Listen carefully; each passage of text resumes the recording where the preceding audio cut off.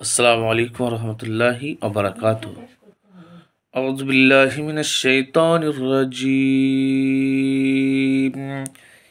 बिस्मिल्लाहिर रहमानिर रहीम।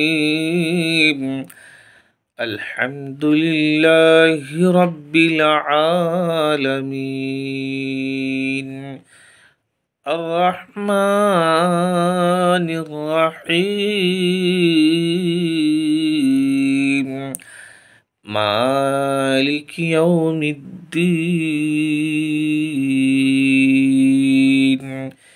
इय्याक नअबुदु व इय्याक नस्तईन।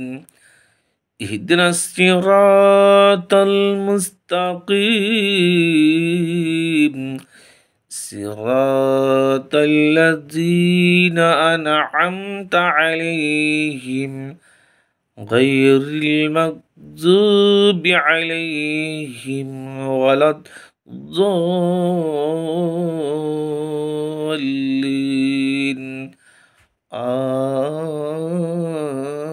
आमीन।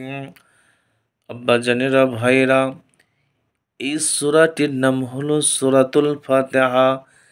এই সূরাটির নাম হলো উম্মুল কোরআন, কোরআনের মা। গোটা কোরআনের 114টা সূরা আছে।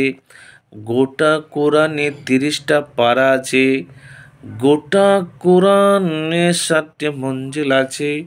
এই গোটা কোরআনের মা হলো সূরাতুল ফাতিহা। আব্বা জানেরা ভাইরা, এই সূরা ফাতিহা নামাজে পাঠ করতে হয়, ফরজ নামাজে পাঠ করতে হয় এবং সুন্নত নফল নামাজে পাঠ করতে হয়। ইমাম সাহেবকে পাঠ করতে হয়, মুক্তাদি যারা থাকে তাদেরকে পাঠ করতে হয়। এটা নামাজে বারবার পাঠ করতে হয়। যারা পাঠ করে না, যারা বলে না, তাদের নামাজ হয় না। যারা বলে না, যারা পাঠ করে না, তাদের নামাজ হয় না, হয় না, হয় না, হয় না। আজকের দিনে অনেক পীর, অনেক মুফাসসির, অনেক মিথ্যুক যারা হাদিস জানে না, হাদিস মানে না, হাদিস বলে না, হাদিসের ব্যাখ্যা জানে না, তারা বলে না কি সূরা ফাতিহা নামাজে ইমাম পড়বে, মুক্তাদিদের পড়তে হয় না। ইমাম পড়ে, মুক্তাদিদের পড়তে হয় না।